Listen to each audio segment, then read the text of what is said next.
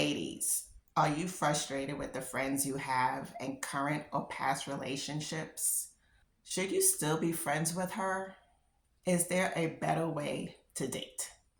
I have made all the worst mistakes in my 20s, 30s, and early 40s. Of 45, hindsight is 2020, plus reading over 100 books on how and why I chose the friendships and relationships that I did. Many of my life lessons learned, I learned it too late in my early 40s. I do not want that for you. In this episode, you will learn the 10 best life changing lessons in order for you to change your life today. God knows I needed it back then. Other people's opinions are based on their past experiences and have nothing to do with you. Once I realized that, I thought all the aggravation I caused myself with unmet expectations and getting mad for the wrong reasons and assumptions. I didn't realize that other people had different experiences. I had friends that we both understood each other and we had similar past, that when I met someone who did not flow with me, I thought, what is wrong with you? But there was nothing wrong with them. And even when we get into an argument or a discussion, and I'm sitting there like, why you think like that? That's stupid. It's not stupid. It's the fact that they have their own opinion based on everything they've gone through, and I have mine, and it was for me to respect that. I didn't know that till later in life. The next thing is be loyal to quality relationships, not quantity. Meaning that because you've been friends with this person since elementary school or high school or even college, and that does not mean that you should be loyal to that person, especially when one, they are just talking to you about the old times and they have not grown at all. Two, all you do is gossip about other people and you have no growth since high school. And once I realized, I have even met people who were like, yeah, I've known them for 20 years. But when things hit the fan, did they call you? No, they did not. And I've noticed a lot of people are loyal to the wrong people. Be loyal to friends with quality. You could have quality relationships with people you've known for 5 years. The people you've known for 20 years, because I have a couple of them where it's only surface. They know of me, but they don't know me. There's a difference. Keep your big dreams to yourself or find a tribe who is doing big things. I wrote a book, and at the time of writing the book, only 3 people knew. And I kept it that small because I did not want to share it with the other people I knew, because I saw how they moved and they were very pessimistic people. And I did not want their negativity to be on me and move me away from writing my book. And of course, once I wrote and published it, everything got exposed of, oh, why you didn't tell me you were writing it? Have you met you? Why would I share that information with you? Because you would have told me why you're writing a book and make me feel like it was a stupid thing to do. So make sure you keep your big goals to yourself and find a tribe doing the thing you're doing. I had to find a tribe who was writing books, and we met every Sunday, and that helped me to publish my book. Your friends are going through things just like you, and just pick up the phone And do not say, how are you? Say, hey, is there anything on your mind that you would like to share with me? I was just thinking of you and I want to make sure all things are well with you. Let me tell you why. Because when I went through my thing in 2019 and I shared it with someone, it was as if I got into a fender bender. No, what I went through legit was an issue. Before my life event, I was a friend who always called people, hey, how you doing? How you doing? How you doing? And once things hit the fan with me, I did not receive that. And I realized, you know what? Maybe sometimes people don't know how to do it to other people. Let me continue being me, because for that period, I stopped being me and not caring about people because of how it was given onto me. And once I realized, you know what, some people are actually going through things. And I was good. And I noticed my friend, she came back, but she always posts. So I always know, like, okay, she's always posting. And then I noticed she wasn't posting. So I was like, let me just check on her. Matter of fact, something in me told me to check on her. And I text like, hey, everything's okay with you?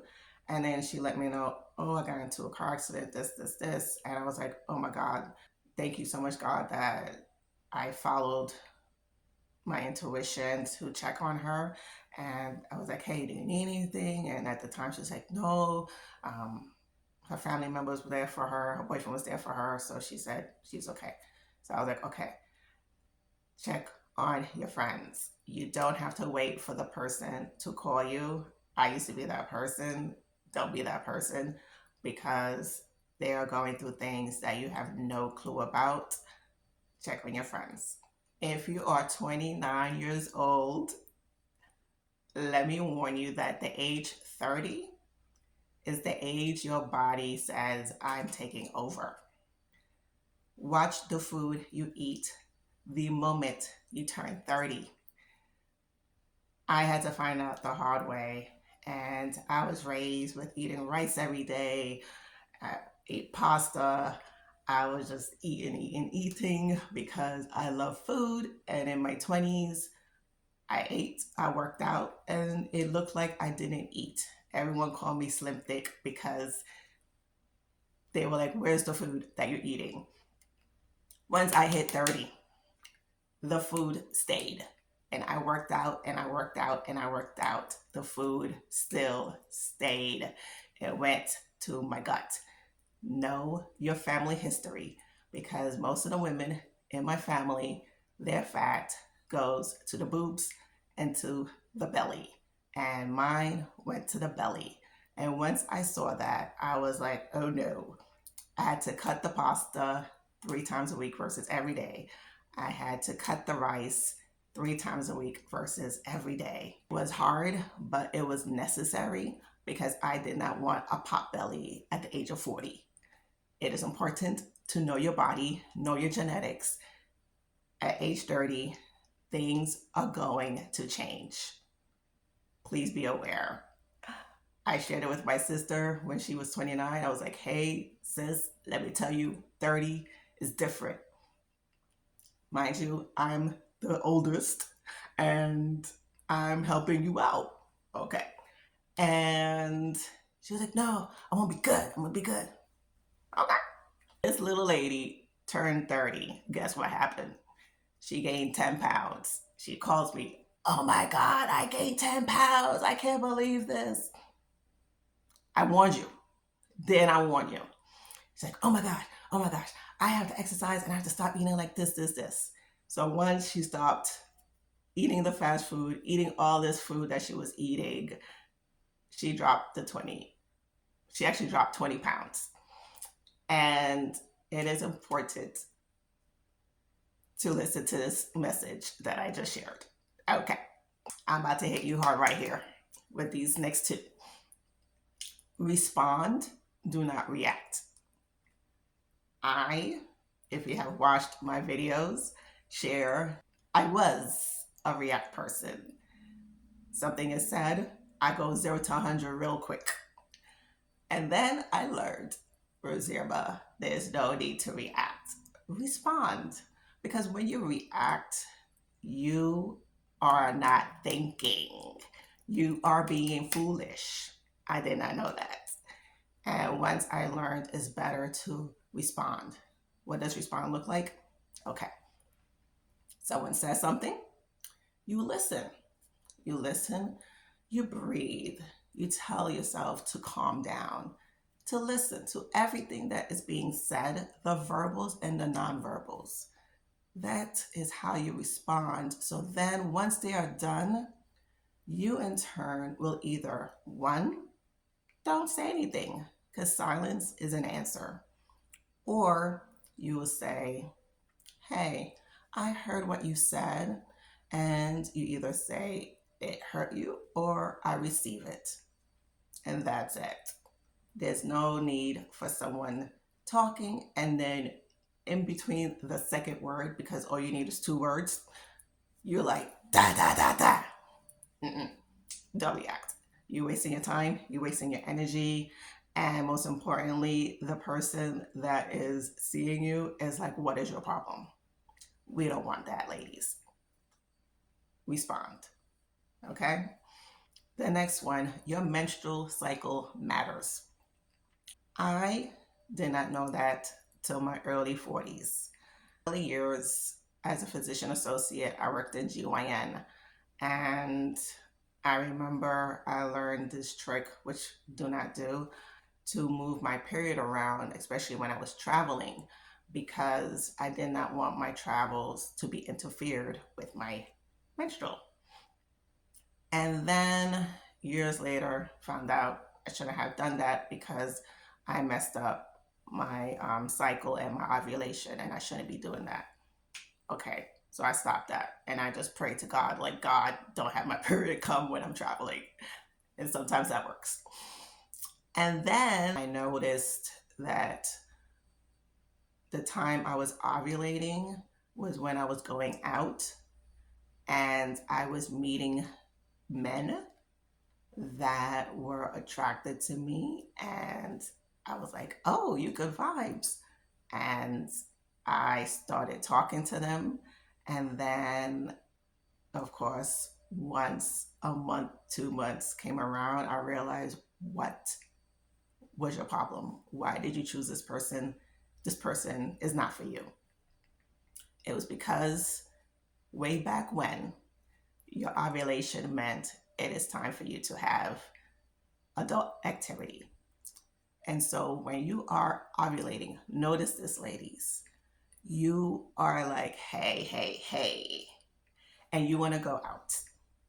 And then you meet somebody, and then they are attracted to your pheromones, okay? And that is your aura, your sexual aura, okay?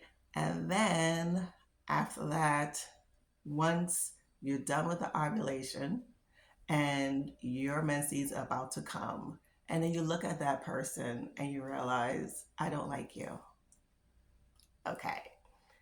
Know your menstrual cycle.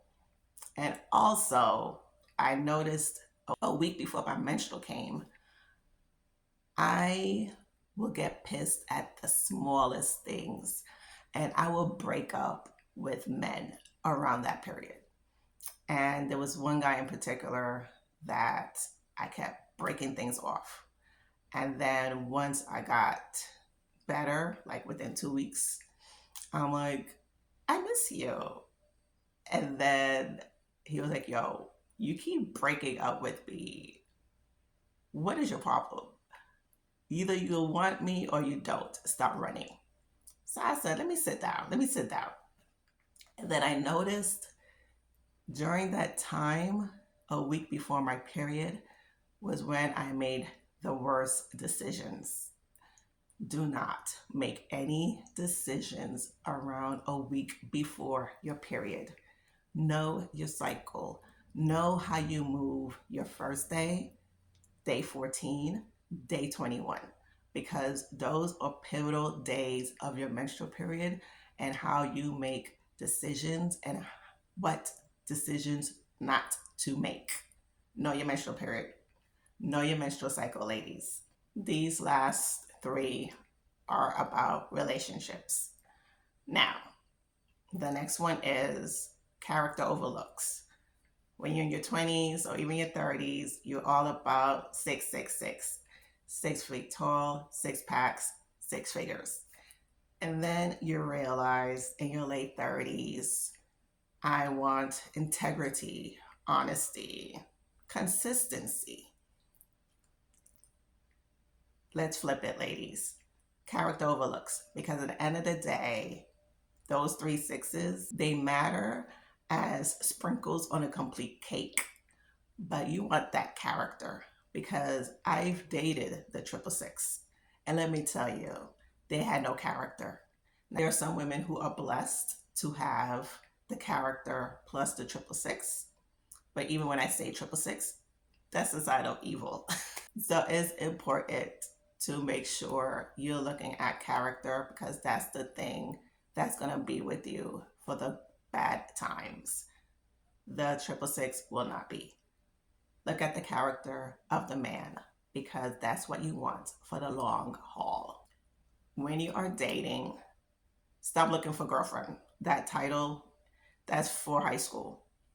Once you turn 18 years old, and if you are ready for a serious relationship, a commitment, marriage, because I notice, especially in the South, people get married at the age of 18 and to 21.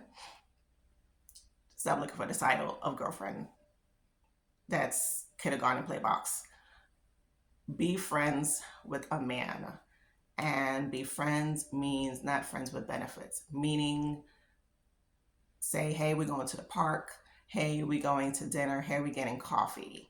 We don't need all these other nonsense, because one, you're wasting your time on someone that most likely is not the one. Two, you getting all your hopes up and expectations, and the only person who has these expectations is you. It is important to just make sure you're going chill, you're going relaxed, because that girlfriend title causes a lot of problems. For me, it caused a mindset shift of, oh, I'm your girlfriend. I want to know what time you're coming home. I want to know where you went. You are clocking this man, and that is not right. Let go of the girlfriend title. Go from friend, and then when you are wanting more of this certain person, of a commitment, start posing questions. Do not ask. Do not ask. Pose questions to see where this person is. If this person is not at the stage of his life where he wants to commit, you can still be friends. Get another friend. Do not put all your eggs on one basket until the basket says, I want to commit to you. Because let me tell you, I did it in my 20s and it was a waste of my 20s. Don't do that. Don't do that. Have a friend, have group outings, go out and chill, have fun, go travel, do all this stuff with different friends. Do not mix in adult activity. That's another conversation for another time. Just get to know on a friend level without any expectations. Expectations ruin everything. Then once you go from friend and he says, I am ready to commit, you go from friend to fiance to wife. That's only titles you want. The girlfriend title is stupid. No more. No mas. Okay. And number 10. Half a man is not worth it. Back in my day, it was half a man's better than no man. No, half a man is half a man. What are you going to do with that? Nothing. Nothing. Okay. Instead, go for a whole man who is healing. You want a man who is going through therapy or in therapy, because A half a man can do nothing for you. I dated him. He did nothing for me. I legit had to go to other people for the things he could not give me. Don't waste your time. Just say, okay, I realize you only are just doing this, and I need a lot more. I need a whole man who could do this, this, and this. And you're giving me half of this, and that's nothing. And that's it. Ladies, you deserve the best. You should first be the best, and the best will be attracted to you.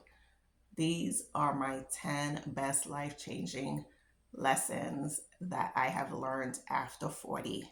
Please learn this before the age of 40. Even before the age of 30 will be awesome. I've made all these mistakes, so you don't have to. And I'm sharing this with you as your friend, as your godmother, since I have godkids. So I'm used to the title of godmother. Heed my advice. I'm sharing it from a caring heart. Listen to this again if you need to. The main thing is life is too short to make decisions and to make choices that have already been done by those before you. If you are needing guidance on how to make better decisions, check out my next video. Stay resilient.